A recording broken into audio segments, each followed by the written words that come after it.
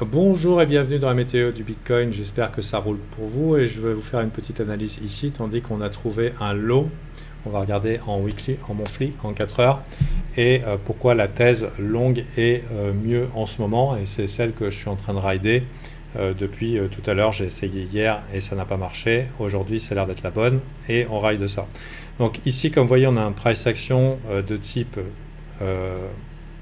mean réversion.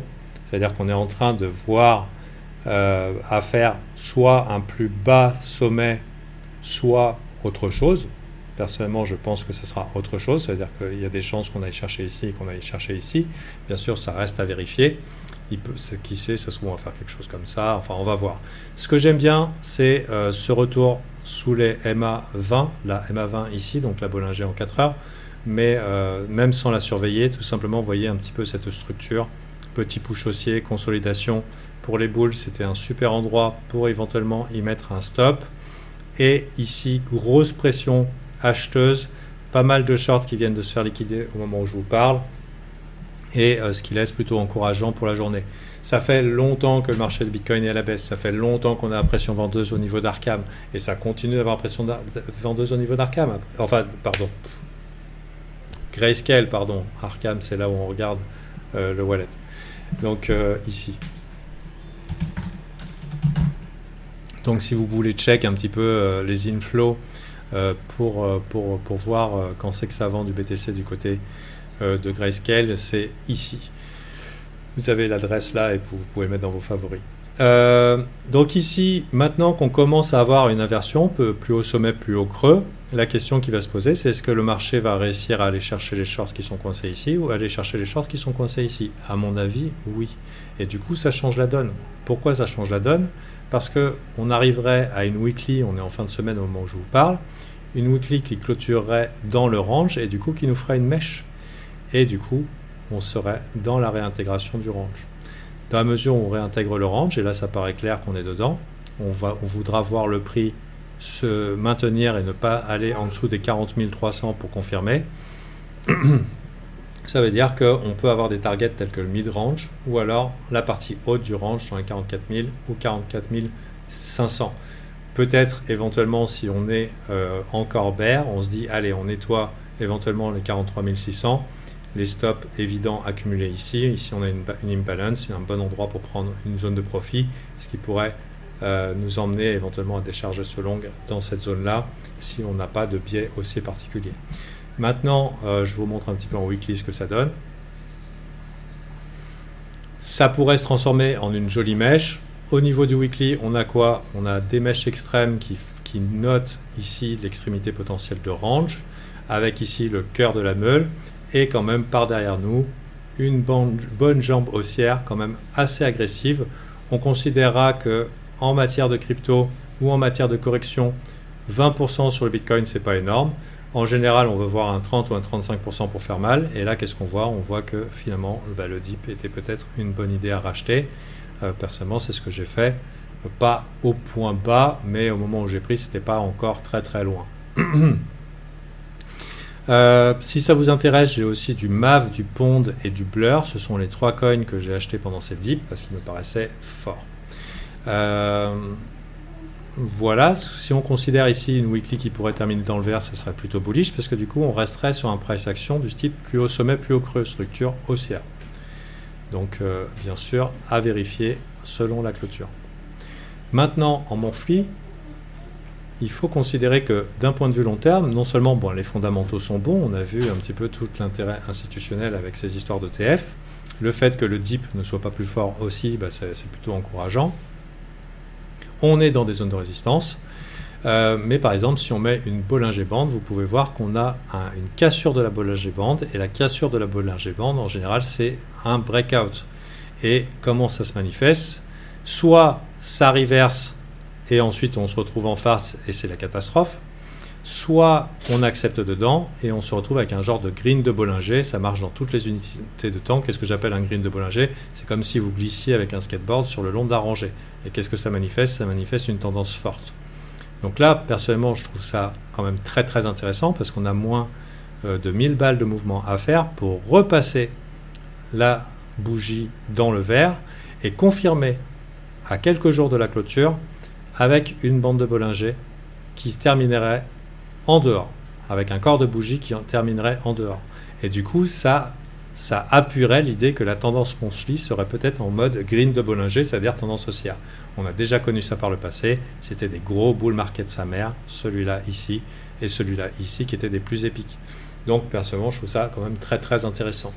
Donc voilà, ça a été quand même chaud, on est content de voir repartir la hausse. On a eu énormément de FUD ces derniers temps. Et maintenant, c'est peut-être le moment d'une respiration. Pourquoi je suis content de rider à la hausse? Parce que je ne veux pas partir trop tôt du côté short. Ça veut dire que c'est possible de se dire, ok, en fait, on va voir ici si on rejette la réintégration. C'est possible qu'on rejette la réintégration. Après tout, Grayscale a beaucoup à vendre.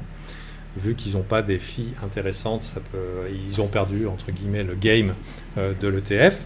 Et donc ça, c'est ma traduction, hein, c'est peut-être pas ça exactement. Mais disons qu'on voit que ce qui a été vendu par Grayscale a été racheté par BlackRock et d'autres ETF. Donc disons qu'ils changent de main. Mais le truc, c'est que si je me mets à short ici, alors que le momentum du jour est haussier, après une longue consolidation et des jours de baisse, et le problème, c'est que je risque de passer short un petit peu trop tôt et d'embrasser un biais baissier au moment où le momentum du jour, ce que j'appelle le momentum du jour, c'est la direction pour la journée, est plutôt haussière. Et parfois, quand ça s'embarque comme ça dans un momentum fort, parce que là, on a un BTC qui est en train de remonter vraiment très, très, très rapidement. On a combien sous les tuyaux? On a plus de 3% en une journée. La journée n'est pas encore terminée. C'est-à-dire que la session US n'a pas commencé, ça commence en 3 heures. On peut faire 10% dans la journée, le temps que les gens se mettent en travers du train et se disent « Ouais, mais là, il y a un high, là, il y a un high et tout. » Sauf que la tendance du jour, elle est haussière, après une grosse consolidation. Clac, clac, clac, avec un endroit sympa pour mettre ses stops au niveau des longues et en plus, la petite jambe qui protège bien. Donc ici, on a le plat de la structure, ici en 4 heures, qui est notre support, c'est notre résistance devenue support. Si vous êtes rentré en dessous, vous êtes bon, vous êtes complètement confortable. Et actuellement, ce sont les bears qui sont en train de se chier dessus. Peut-être que demain, ça sera bearish, mais aujourd'hui, pour moi, c'est haussier. Après, pas mal de temps à faire du range. Bon, sur ce, pour moi, je trouve que c'est des bonnes nouvelles, puisque ça laisse présager quelque chose de mieux que du don-only et oh mon Dieu, jusqu'à où on va aller. Et du coup, peut-être aussi repartir sur les alts. Au pire, un rebond de chat mort. Sur les altcoins, dans un environnement tel que celui qu'on a, ça peut être un sacré rebond. Ça peut être des alts qui rebondissent de 10 ou 20% dans la journée à partir du moment où le BTC est d'accord. Du coup, voilà, je vous souhaite le meilleur et je vous dis à très bientôt. Et en vous souhaitant un bon week-end. Voilà, nouveau Alpha Team, entrée pas cher jusqu'au 5 février, augmentation des prix après. Aujourd'hui, on a fait vendredi mindset, c'était cool. Et il y a une stratégie probable. C'était cool aussi. Je vous dis à très bientôt, j'espère que ça vous a aidé. Sachez qu'on aura plein de contenus gratuits. Avec Thomas, on est motivé pour vous faire énormément de contenus gratuits. Non sponsorisé et sans spam de référal. Donc profitez-en et si ça vous a aidé, tant mieux. Évidemment, je m'en veux un peu de faire ces vidéos après coup. Ça veut dire que moi, par exemple, dans le canal Alpha, j'ai dit que j'ai pris un long à 13h chez moi. Donc c'est quelle heure? C'est ici. Le truc, c'est que j'ai pas fait de vidéo YouTube. C'est que si je fais une vidéo YouTube, déjà, je suis même pas sûr de moi au moment où je le dis aux membres alpha. Pourquoi je le dis aux membres alpha? C'est pas pour faire des calls. Je sais pas ce que le marché va faire. Je porte juste mes couilles. Et j'essaye d'être transparent parce que si jamais j'ai raison, j'ai pas envie qu'ils nous disent hey, Gabriel, tu nous as pas dit. Voilà. Mais si en plus je fais une vidéo YouTube et je me ramasse à fond, je veux dire, ça à part enlever la crédibilité, la plupart des gens ils pensent que le job de trader c'est de prévoir le futur. C'est pas ça du tout. C'est de gérer des risques et des probabilités et de prendre ses perdants, de prendre ses gagnants et puis de faire avec. Donc malheureusement je peux pas vous fournir des calls après coup. La plupart du temps la météo de Bitcoin c'est la météo de la veille, c'est la météo du jour, c'est le constat de ce qu'on fait. Bien sûr en temps réel il y a des choses à faire et de plus je ne conseille pas de suivre mes calls. L'idéal, c'est d'avoir une pensée claire, un plan qui est clair et une manière de penser qui est claire. Si je peux vous aider pour l'avenir, sachez que personnellement, la raison pour laquelle j'ai pris ce trade, c'est parce que les gens étaient bears. Donc comme je vous ai déjà dit il n'y a pas longtemps sur le sentiment, 5 à 10% de probabilité en plus qu'on aille dans l'autre direction. Et ici, ce que je considère être un price action haussier, c'est-à-dire une grosse consolidation avec une pression sur les hauts. Voilà. Donc, si vous voulez voir un petit peu plus, vous voyez ici un genre de épaule tête épaule. Et sinon, ce genre de consolidation, c'est quelque chose que j'ai appris dans un bouquin qui est très bien, qui est de Bob Vollman sur le price action, qui est dans notre Dropbox, mais vous pouvez trouver en PDF très facilement. C'était juste de bonnes probabilités que ça arrive. Et maintenant que le momentum est lancé, je vais laisser rider les longues et on va voir où ça nous amène. Si on pouvait faire quelques pourcents de plus d'ici la fin de ce mois, ça serait cool. Et voilà, donc c'était ici le mot d'excuse et pourquoi je ne vous ai pas fait le call avant, parce que je peux pas. Déjà je ne sais pas ce qui va se passer et je prends juste des risques mesurés en fonction de mon biais du moment. Et même les membres alpha, c'est juste par transparence, mais il ne faut surtout pas suivre les calls d'autres personnes. Évidemment, vous savez, sur Internet, les gens ils vous disent « Ouais, mais quoi, t'as pas pris ce trade, c'était évident ». Bah quoi, si c'était évident, on serait tous millionnaires. Et malheureusement, c'est pas possible.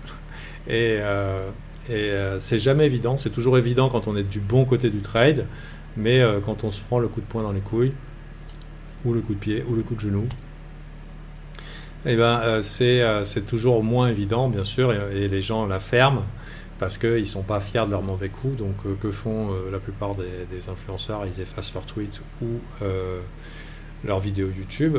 C'est pas le cas ici. On trade ce qu'il y a, on prend les coups quand il y en a, et on n'est pas différent de n'importe qui, c'est-à-dire on prend un risque vis-à-vis de l'incertitude.